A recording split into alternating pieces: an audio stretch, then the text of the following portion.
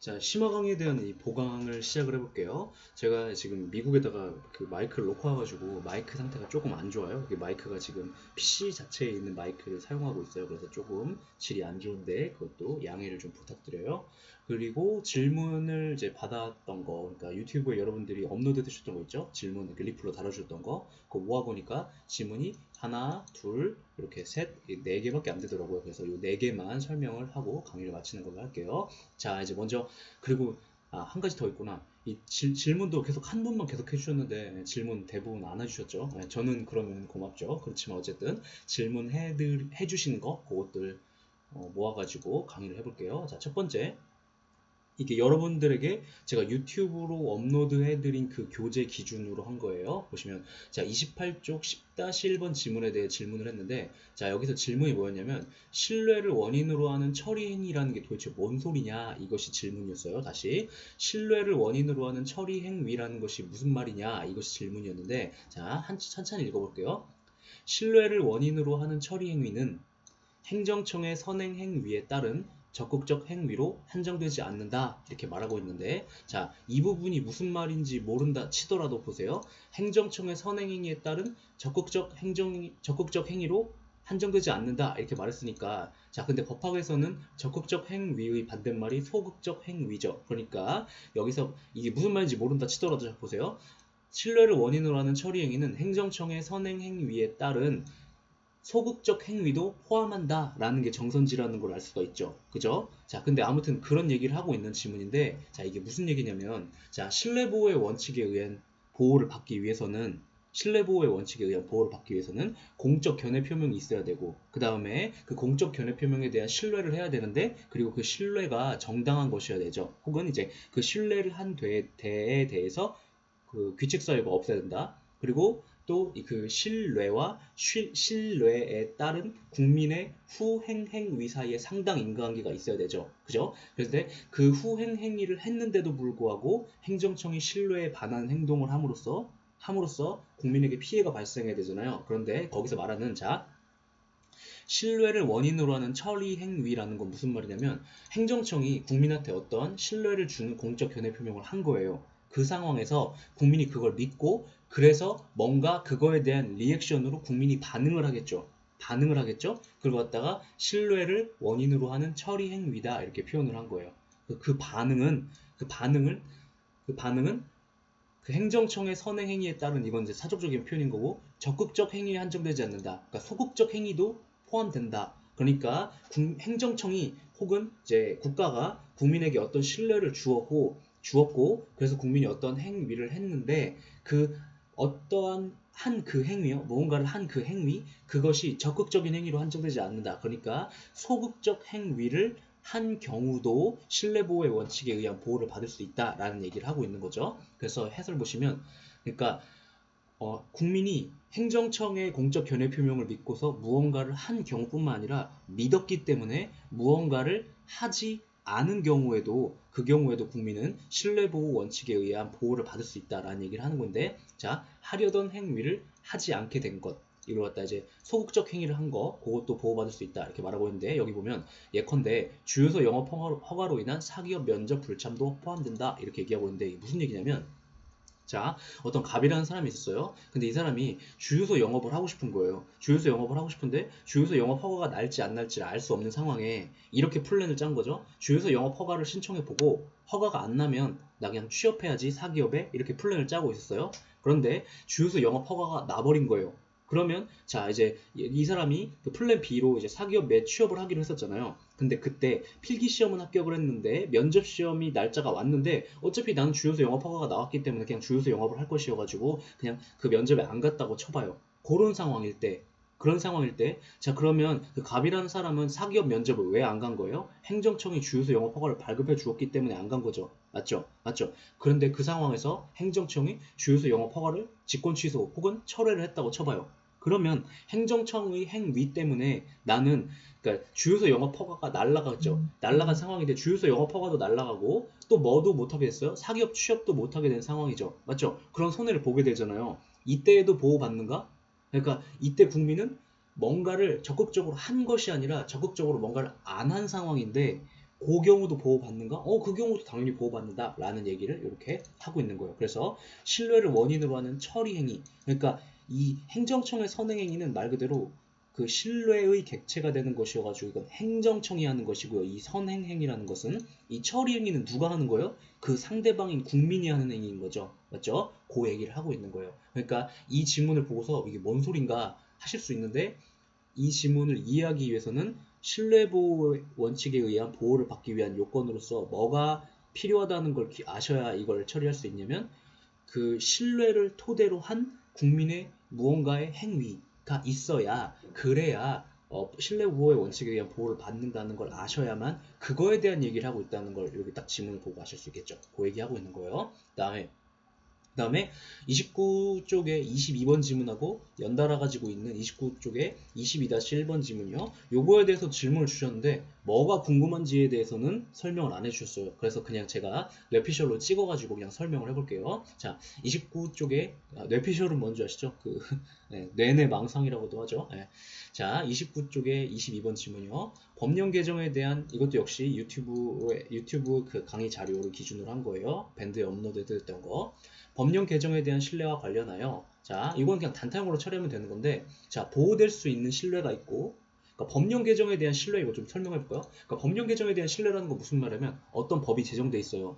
그랬을 때 이 법이 존속하겠구나, 바뀌겠구나, 이런 것들과 관련해서 국민은 어떤 생각을 가질 수 있겠죠? 그때 그 법령이 존재하는데 그 법령이 바뀌지 않고 지속되겠구나 라는 점에 대한 신뢰, 그걸 갖다가 법령 개정에 대한 신뢰라고 표현해요. 그런데 법령 개정에 대한 신뢰와 관련해 가지고 그 두 가지 신뢰가 있을 수 있는데, 요런 신뢰는 보호받을 수 있지만 요런 신뢰는 보호하지 않겠대요. 그래서 요것만 단타형으로 처리하시면 돼요. 자, 법률에 따른 개인의 행위가 국가에 의하여 일정 방향으로 유인된 신뢰라면, 그러니까 법률이 존재하는데 법률에서 국민에게 예를 들어서 이러이러하게 하면 우리가 너에게 이득을 주겠다라고 법에 규정이 있었대요. 그런데 그 신뢰가 국가가 의도적으로 국민을 유인한 거래요. 그렇다면 그 신뢰는 보호돼야 하지만, 그거 갖다 이렇게 표현하고 있는 건데, 그게 아니라 국가는 이러이러한 사람들에게는 이런 혜택을 주겠다라고 그냥 써놨을 뿐 국민을 어떠한 방식으로 행위를 유도한 것이 아니다. 그랬을 경우 그걸 갖다 이렇게 표현하는 거예요. 단지 법률이 부여한 기회를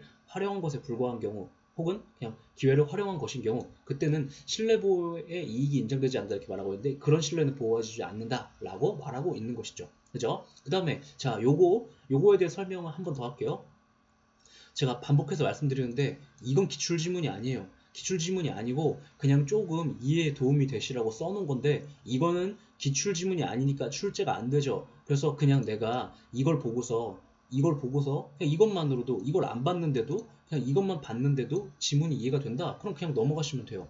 이거는 그냥 사족적인 거예요. 그러니까 이걸 이해하시려고 하지 마세요. 이거는 오히려 이걸 이해하기 위해 도움을 드리기 위해 써놓은 거기 때문에, 이게 이해가 안 된다. 그럼 그냥 제가 잘못한 거예요. 무슨 말이냐면 이것을 이해하는 데 도움이 되게 하기 위한 목적으로 이걸 써놨는데 이것도 이해가 안 되게 써놨다. 그럼 그냥 제가 잘못한 거, 이해 안 되면 그냥 무시하세요. 이건 이해할 필요가 없는 부분이에요. 그렇게 기억하시면 되고, 그래서 다시 정리하면 법령 개정에 대한 신뢰와 관련해 가지고 이런 신뢰는 보호하지만 이런 신뢰는 보호하지 않겠다라는 것만 이 지문이 이야기하고 있는 것이고요. 근데 자, 29쪽에 22-1번 지문 보시면 이건 행정법 판례고 이거는 이제 헌법재판소 판례잖아요. 근데 이 사건 때문에 이런 사건이 헌법재판소에 갔던 거거든요. 그래서 같은 사건이에요. 이게 두 개가 사실은. 그런데 자, 보시면 우리 대법원은요, 이 헌법재판소 판례에 따라서 어떻게 해석하냐면, 의무사관 후보생의 병적에서 제적된 자가 몇 세부터 징병검사, 현역병, 입영 등의 의무를 면제받는가 하는 점에 관한 관계법령이 규정되어 온 경우 제적 당시 시행 중인 개정법령을 적용해야 된다 이렇게 말하고 있는데, 자,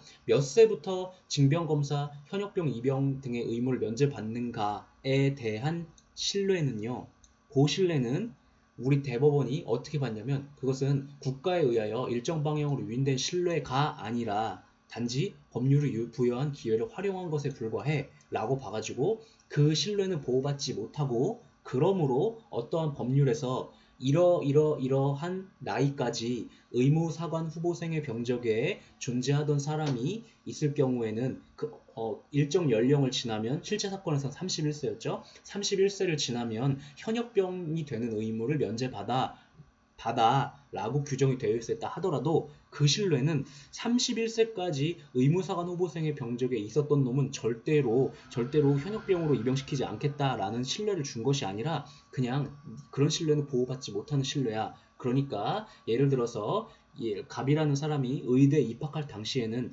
31세까지 의무사관 후보생의 병적에 등재되어 있었던 자는 그러면 현역병 의무를 면제받는다라고 하더라도 이 사람이 실제로 군대 갈 나이가 되어서 나중에 바뀐 거예요. 법이 실제로 36세까지 의무사관 후보생의 병적에 등재되어 있었던 경우에만 현역병 입영 의무를 면제받는다라고 법이 개정되었다 하더라도 그러면 자 보세요. 31세까지였다가 36세로 개정됐죠. 그럼 이 사람은 의대에 입학할 때 어떤 신뢰를 갖게 됐어요? 31세가 넘어갈 때까지 내가 의무사관 후보생의 병적에 등재되어 있으면 나는 현역으로 군대 안 가도 되네? 이렇게 신뢰를 가졌던 거죠. 그런데 나중에 법이 개정되었죠. 그럼 이 사람은 좀 억울할 수가 있을 거 아니에요. 36세까지 바뀌었으면 실제 사건에서 이 사람이 32세인가 3세에 의무사관 후보생의 병적에서 제적이 된 사람이거든요. 그러면 그 입학 당시, 그러니까 의대 입학 당시에는 그 경우에는 현역병으로 군대에 가지 않는 사람인데 이 사람이 실제로 32세, 3세가 되었을 때에는 그때에는 의무사관 후보생의 병적에서 제적되면 현역병으로 군대를 가야 되는 상황이 벌어진 거잖아요. 그죠? 근데 대법원이 이거를 뭐라고 판시한 거냐면 그러한 신뢰는 보호의 대상이 되는 신뢰가 아니야. 그러므로 네가 의대 입학 당시를 기준으로 하는 것이 아니라 네가 실제로 의무사관 후보생의 병적에서 제적될 당시 그때의 그러니까 신법 새로운 그 법령을 적용을 받아야 돼. 그래서 예를 들어서 네가 예를 들어서 이 사람이 33세에 의무사관 후보생의 병적에서 제적이 됐다고 쳐봐요. 그런데 그때 당시의 법령을 보니까 36세까지 의무사관 후보생의 병적에 있었다가 제적된 자인 경우에만 현역병 입영을 면제한다라고 법이 개정되어 있다면 이 사람은 이 경우에는 네가 의대 입학할 때는 31세였다 치더라도 그런 신뢰는 보호해주지 않는 것이니까 이때에는 개정된 법령에 따라 너는 군대에 가야 된다. 현역병으로 들어가야 된다. 라는 얘기를 하고 있는 거죠. 그것이 22-1번 지문이에요. 자, 그 다음에 자 100쪽의 17번 질문을 볼게요. 요거는 질문이 좋았어요. 질문이 좋았어요. 저도 미처 생각하지 못했던 부분이었는데 무슨 말이냐면 자 보세요. 그러니까, 자, 제가 이거는 실제 지문에서 요 앞에 아무 표시도 안 했거든요. 그런데 자 보시면 이 9는 의미가 없댔죠. 학원의 설립 운영에 관한 법률 시행령, 대통령령이죠. 여기에서 수강료에 관한 기준을 조례 등에 위임한다는 규정이 없었다면, 자 법률에 그러니까 여기 이제 시행령이 나온 이유는 뭐냐면 그러니까 법률에 의한 위임도 없었고 시행령에 의한 그러니까 대통령령에 의한 위임도 없었다 그런 얘기를 하고 있는 거예요. 그러니까 상위 법령에 의한 위임이 없었다면 법령은 뭘 뜻하는 거예요? 법률하고 실질적 의미의 법규 명령을 뜻하는 거죠. 그런데 이 시행령은 언제나 실질적 의미의 법규 명령이잖아요. 그런데 어쨌든 상위 법령에 의한 위임이 없었다면 그러면 이 두 가지는 제주도 학원의 설립 운영에 관한 조례랑 제주도 학원 업무 지침은 그러면 행정기관 내부의 업무 처리 지침에 불과하다. 무슨 얘기하고 있는 거냐면 그러면 이 두 가지 행정입법은 행정규칙에 해당한다라는 얘기를 하고 있는 거예요. 그죠? 결론은 무슨 말인지 이해되시죠? 그러면 질문해 주셨던 거는 되게 질문이 좋은데 뭐였냐면 쌤 조례는 법규명령 아니에요? 근데 왜 행정규칙이래요? 이렇게 얘기하고 있는 것인데 자 일단 뒤에 거부터 처리해 볼게요. 뒤에 거라는 건 제주도 학원 업무 지침이 왜 행정규칙이라고 보는가 그러니까 왜 대외적 효력이 없다고 보는가 다르게 표현하면 왜 실질적 행정규칙이라고 보는가에 대한 얘기인데 자 제주도 학원 업무 지침 이런 행정입법이 있대요. 근데 이름이 지침이죠. 자 이름이 지침인데 대통령령이나 부령이나 총리령은 만들어질 때 지침이라고 이름이 붙지 않아요. 그러니까 어떠한 행정입법이 존재하는데 그것이 끝에 지침 이렇게 쓰여 있다. 그러면 형식적 의미의 행정규칙으로 지정된 거예요. 자, 형식적 의미의 행정규칙은 대외적 효력이 있는지 없는지 어떻게 판단해요? 예외적으로 위임이 있다라면 상위 법령에 위임이 있었다라면 예외적으로 그것이 법령 보충적 행정규칙이 돼서 실질적 법규명령이 되지만 그 경우가 아니라면 그럼 뭐로 처리하는 거예요? 그냥 실질적 행정규칙 그래서 대내적 효력밖에 없는 그러한 행정규칙으로 처리한다. 거긴 문제가 없죠. 그래서 요것은 위임이 없었다면 원칙으로 돌아가서 행정기관 내부의 업무 처리 지침에 불과하다. 여기까지는 문제가 없죠. 자, 그러면 이제 질문하셨던 포인트는 이거였죠. 선생님, 제주도 학원의 설립 운영에 관한 조례. 이것은 형식이 법규 명령인데 얘는 왜 그 실질적 행정규칙이에요? 이렇게 질문하셨는데 생각해보니까 제가 조례에 대해서는 그것이 대외적 효력이 있는가 없는가를 판단하는 기준에 대해서 강의를 한 적이 없죠. 맞죠? 근데 이거는 이제 강론의 범위이긴 한데 끝장내기에는 다 써놨어요. 어디에 써놨냐면 그 자치법규 파트에. 그러니까 그 끝장내기에서 제2편 행정작용법 편에서 제2장 행정작용법에서 행정작용법이 죄송해요. 2장 행정입법 편에서 행정입법이 서론이 있고, 그 다음 법규명령 파트가 있고, 그 다음에 행정규칙 파트가 있고, 그 다음 맨 마지막에 자치법규 파트가 있잖아요. 그 자치법규 파트에 보면 거기에서 조례랑 규칙에 대해 다루죠. 거기에는 써놨는데, 거기 강의도 살짝 하긴 했는데, 자, 그거에 대한 얘기예요. 자, 조례는 원칙적으로 얘가 형식이 법규명령이잖아요. 형식이 법규명령인데 그러면 대외적 효력이 있는가 없는가, 즉 다르게 표현하면 실질적 법규명령인가 실질적 행정규칙인가는 어떻게 판단되냐면 원칙적으로 조례는 제정이 됐다. 그러면 잘 적어두세요. 조례는 제정이 되면 원칙적으로 실질적 법규명령이에요. 다시, 조례는 원칙적으로 제정이 되면 실질적 법규명령이에요. 그런데 조례가 실질적 행정규칙으로 효력을 갖는 경우가 있어요. 그 경우가 언제냐면 위임이 없는데도 제정된 경우. 그런데 자, 위임이 없는데도 제정된 경우 중에서도 언제 그러냐면, 자, 그 지방자치법 22조에 보면 주민의 권리를 제한하거나 의무를 부과하거나 아니면 주민에게 벌칙을 부과하는 조례의 경우에는 법률에 위임이 있어야 된대요. 다시, 주민의 권리를 제한하거나 의무를 부과하거나 벌칙을 부과하는 경우에 대해서는 조례로 그걸 하려고 할 때에는 상위법령에 위임이 있어야 된대요. 그런데 이 경우에 보면, 자, 제주도 학원의 설립 운영에 관한 조례 이렇게 말하고 있는데, 이 학원 여기 보면 수강료에 관한 기준 이렇게 말하고 있죠. 맞죠? 자, 수강료에 관한 기준이라는 건 뭐겠어요? 이 조례에서 무슨 내용을 담고 있겠어요? 수강료를 얼마 이상으로 하지 마라, 이런 내용을 담고 있겠죠. 그러면 자, 그것은 수익적 조례일까요? 침익적 조례일까요? 침익적 조례예요. 왜냐하면 그것은 학원 원장이나 혹은 학원이 법인인 경우도 있으니까 학원이 영업 수행의 자유를 제한하는 거죠. 왜냐면 원래 내가 얼마를 받고 장사를 할지 말지 그거는 그냥 마음대로 정하는 거란 말이에요. 그죠? 그래서 원래 영업 수행의 자유의 영역에 속하는 것인데 그거를 제한하는 거죠. 그러니까 이것은 침익적 조례예요. 그런데 다시 돌아가 보면, 자, 조례는 원래 위임이 없어도 그냥 만들 수 있고, 만들어졌으면 그냥 실질적 법규명령, 즉 대외적 효력을 갖는 거예요. 그런데 조례가 다만 국민의 권리를 제한하거나 의무를 부과하거나 벌칙에 관한 사항을 정하는 경우에는 상위법령의 위임이 있어야 된대요. 근데 이 경우는 침익적 조례인 상황이라고 말씀드렸죠? 그런데 이 경우에는 위임이 없죠? 그러니까 이것은 위법한 조례예요.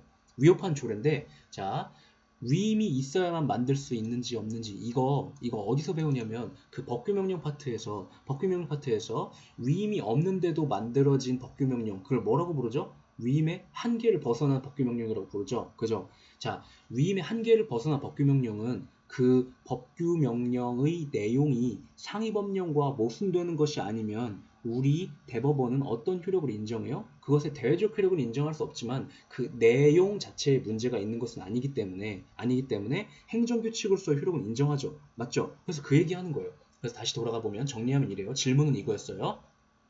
선생님, 이 조례 왜 대내적 효력밖에 없어요? 왜 실질적 행정규칙이에요? 이거였는데, 자, 조례인데 침익적이고요. 정리하고 있는 거예요. 조례인데 침익적이기 때문에 위임이 필요하죠. 근데 위임이 없었죠. 그러니까 위법하긴 한데 이 경우에는 그 내용 자체에 문제가 있었던 게 아니라 위임이 없었기 때문에 그 점이 문제가 있는 것. 그러니까 위임의 한계를 벗어난 것이 문제이기 때문에 이 경우에는 대내적 효력만큼은 인정이 되는 것이죠. 그래서 행정기관 내부의 업무 처리 지침에 불과하다. 그러니까 대내적 효력은 있다. 이렇게 말하고 있는 거예요. 그렇죠? 네, 그래서 이렇게 강의를 다 했어요. 하나, 둘, 셋, 넷, 하나, 둘, 셋, 넷 강의를 했어요.